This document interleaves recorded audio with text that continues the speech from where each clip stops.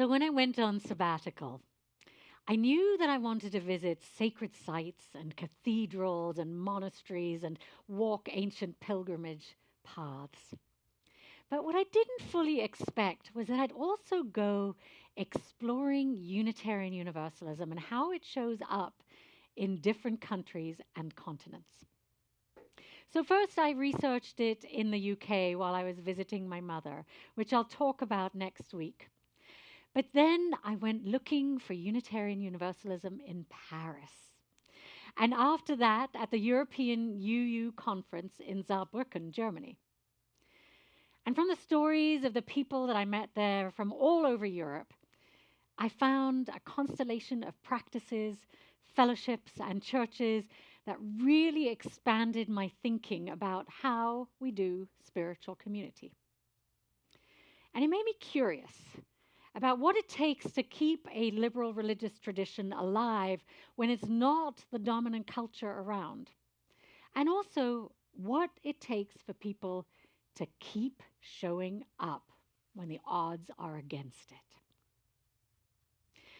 When I was creating my sabbatical itinerary, a colleague suggested that I reach out to the Unitarian Universalist Fellowship of Paris. And as sometimes happens on pilgrimage, the timing seems almost uncanny. They needed a visiting minister in April 2026, the exact month that I had planned to be in France. And then they told me that they were celebrating their 40th anniversary and asked me to lead a workshop and preach that weekend. I know, amazing, right? And the dates happened to fit perfectly. So I went to explore continental Unitarian Universalism. And I'll never forget walking into that 40th anniversary celebration in the basement of an office block in Paris. Is there anything we can do about this interference that we keep hearing? No. Okay. Just go with it. So I went into this 40th anniversary in the basement of an office block in Paris. And almost immediately, someone came up to me and said, "Sherry Hansen says hello." Our very own Chalice's Sherry Hansen. And I did a double take, as you might imagine. And then I remembered that Sherry had once been deeply involved in the Paris Fellowship and still stays connected with them through online meetings and newsletters. So she knew I was coming there. And it was one of those moments when the world suddenly became very small and our faith suddenly feels really large. And so much for wondering where Reverend Nica was. I wonder if you put a put a mark on the map. You kept my secret. Oh, thank you, Sherry. So the Paris Fellowship began as a spiritual home for expatriate American Unitarian Universalists living in Paris in 1986. And today it includes people from many different countries and backgrounds, mostly connected in some way to American UU congregations. They don't meet in an ancient church or a sacred meeting space, as you might expect, but in a social hall or gym near the beautiful Sacré-Cœur Cathedral in Montmartre, just below. And what struck me was their dedication. They have no minister, they're completely lay-led, and they hold services only once a month, usually with visiting ministers from all over Europe. And still, they've built and maintained real community. Right, Sherry? You can attest to this. Much in the way you all did for the first 40 years of your existence. They have a pastoral care team and a weekly meditation group, museum trips, educational events, and social gatherings. But it takes real effort from many volunteers to keep it running. And of course, it takes a willingness to set up the room, to invite speakers, to make the coffee, because no one else will, and ask month after month, how shall we continue to be a community of conscience here? Their president, Peter Jarrett, described the fellowship as a place for people who care about ethics, social trends, the environment, and all things that UUs care about.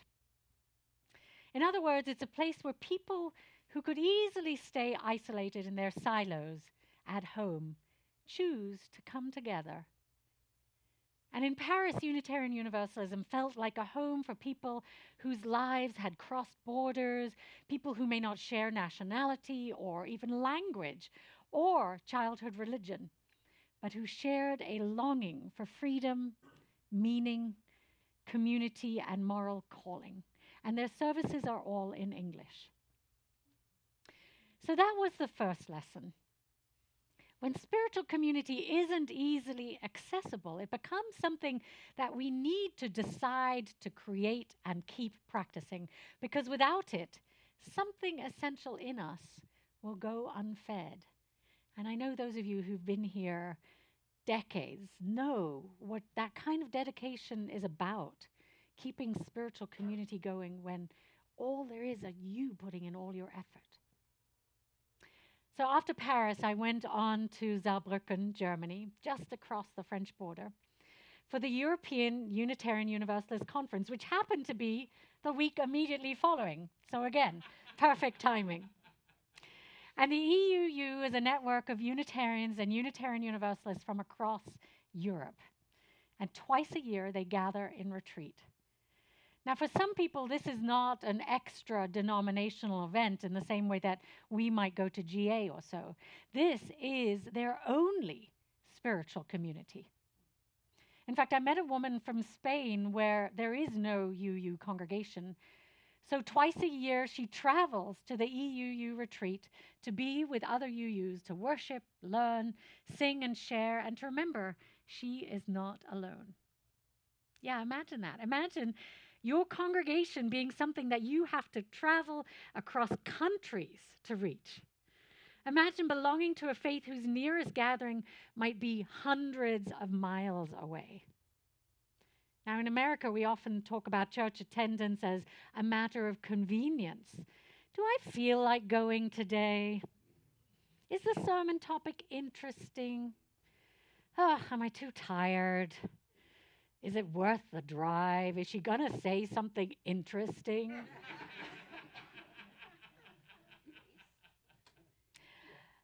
But in Saarbrücken, I met people for whom staying connected to our faith required huge effort and trust that it would be meaningful gathering in community.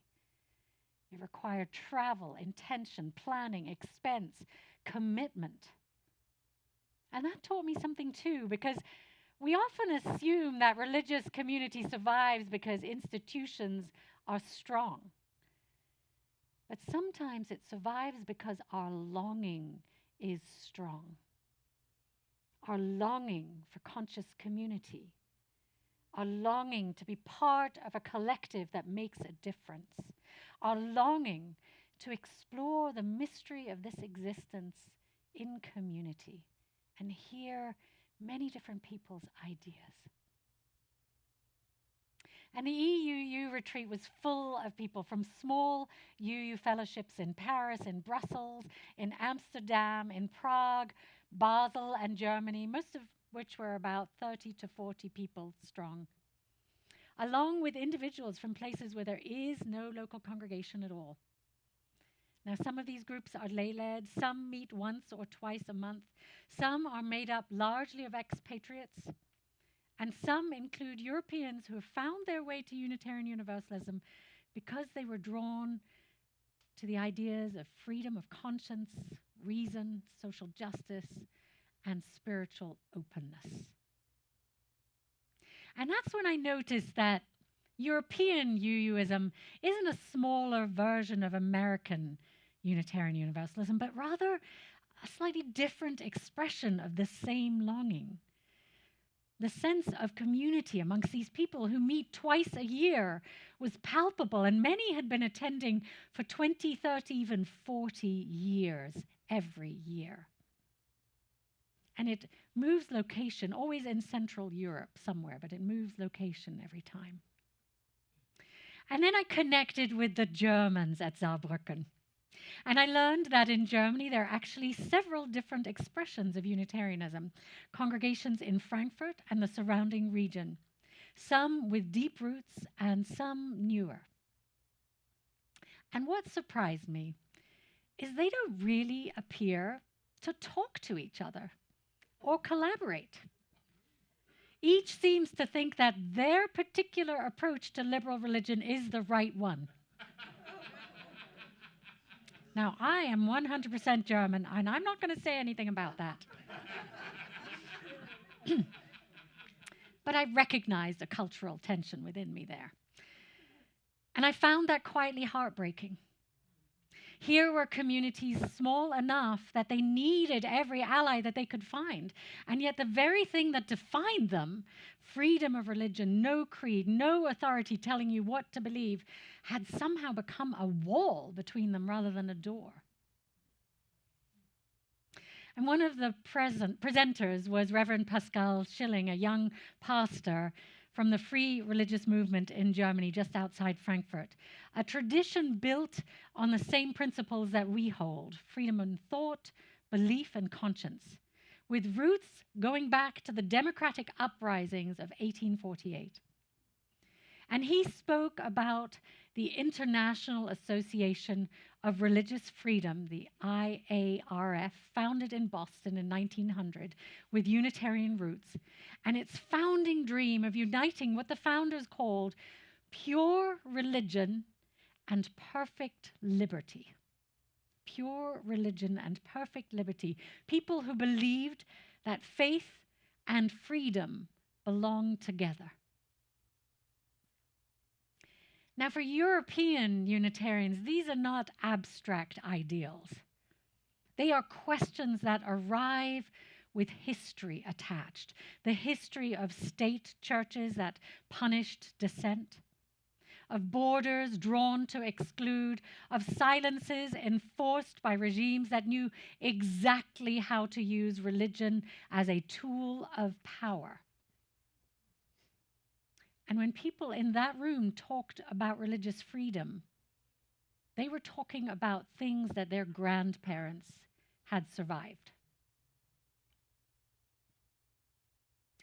Of course, one of the high points of my time there was meeting and learning from a Transylvanian Unitarian minister, Reverend Maria Rakas. And until then, I knew the basic history about Transylvanian Unitarianism, going back to the 16th century, as you were reminded in our story today. I knew about Ferenc David, or Francis David as we know him. And I knew about the Edict of Torda from 1568, one of the earliest declarations of religious toleration in Europe. And I knew the famous saying often attributed to Francis David, "We need not think alike to love alike," because that really is the core explanation of our faith. We need not think alike to love alike. But hearing a Transylvanian minister speak about her own living tradition was really different. She explained that Transylvanian Unitarianism is largely Hungarian-speaking, located in what is now Romania, in a region where history has shifted borders and identities and languages more than once. And she spoke of the Hungarian minority in Transylvania and of villages where one valley might be Unitarian, the next Catholic, and the next Reformed. She spoke of growing up in a place where she had heard Hungarian on the streets from the local Unitarians, even though the country surrounding her was Romanian. And she shared that in her tradition, people don't usually decide to become Unitarian. Their parents decide for them. They are born into it.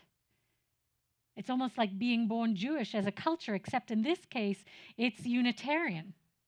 How many of you here were born into a Unitarian family? 1, 2, 3. 1, 2, 3 of us. Don, Mary Ellen, and Barbara. But the majority of us aren't. And I was struck how different that is from our American UU experience, where so many people arrive after leaving another tradition or nothing. We're used to conversion stories like, I was raised a Catholic, or I was raised evangelical, I was raised Jewish, I was raised with no religion. And I walked into a UU congregation and finally felt that I could breathe and be myself. Anyone identify with that? Oh, now we have lots of hands up.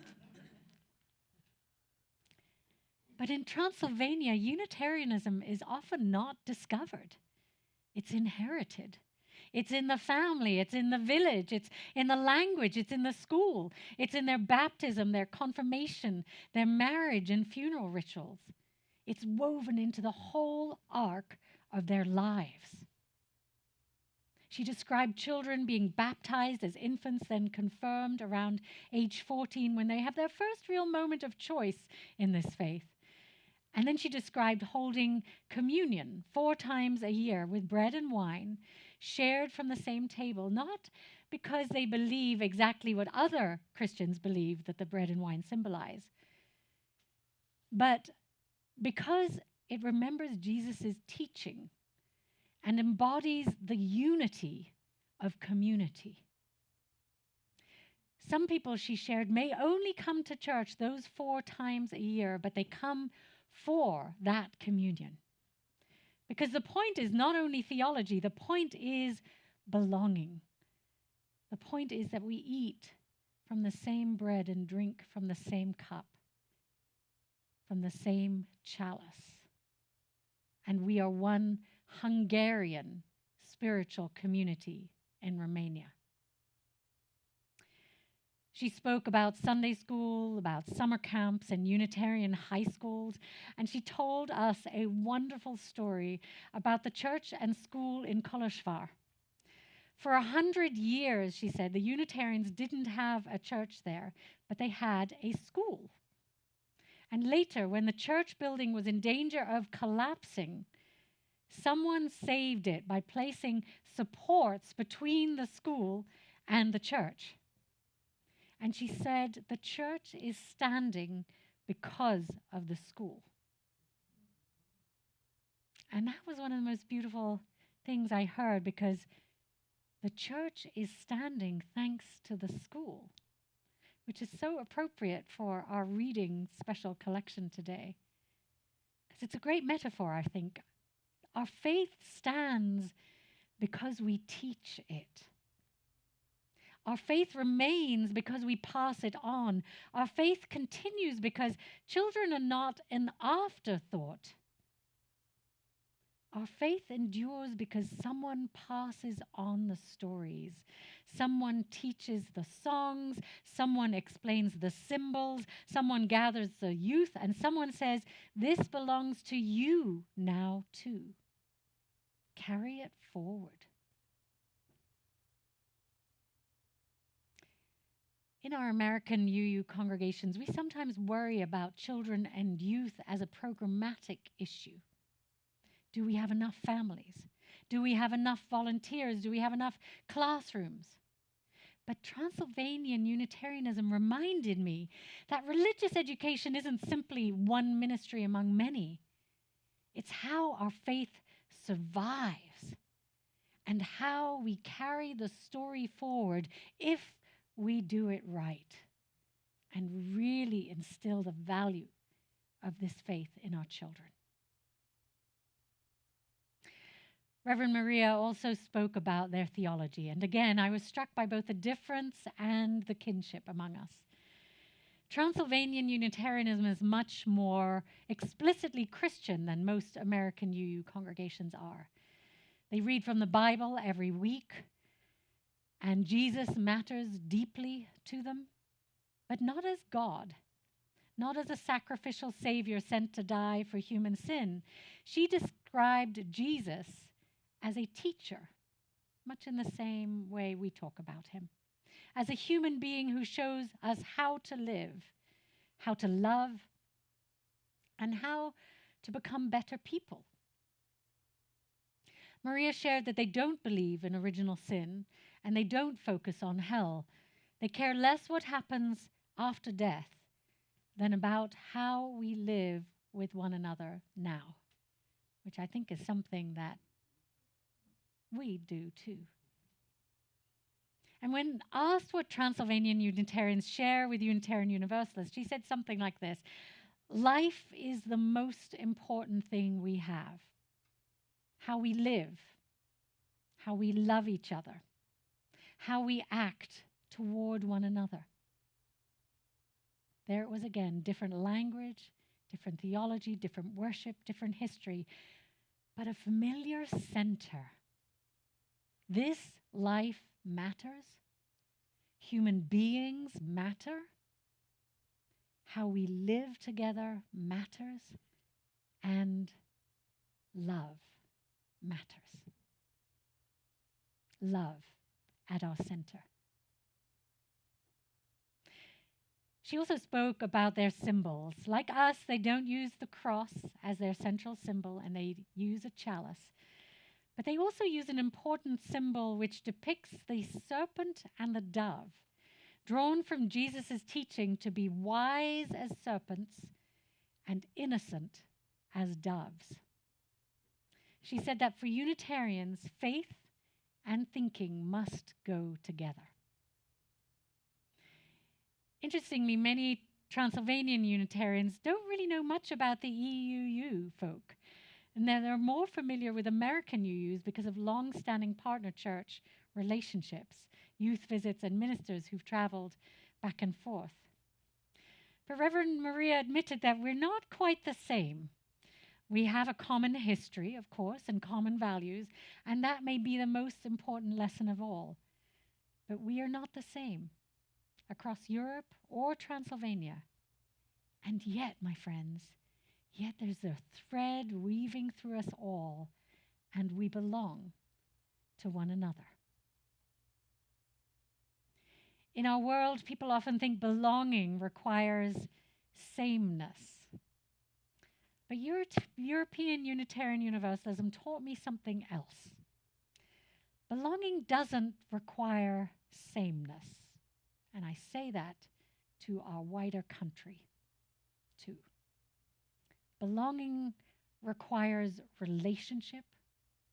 It requires curiosity. It requires humility. And it requires the willingness to say, your way might not be my way, but I want to understand what keeps your soul alive.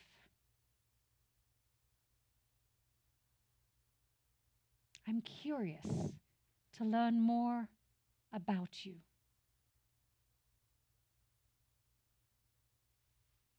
And this is a lesson I believe we all can use. Because even here in one building, in one congregation, we're not all the same. Some of us come for justice. Some of us come for beauty and the sacred. Some come because they are lonely. Some come because they are angry at the state of the world and need a place to turn that anger into love. Some come for the music. Some come with religious wounds. And some come not knowing what they believe. We're not one thing either. We too are a constellation, all in the same space.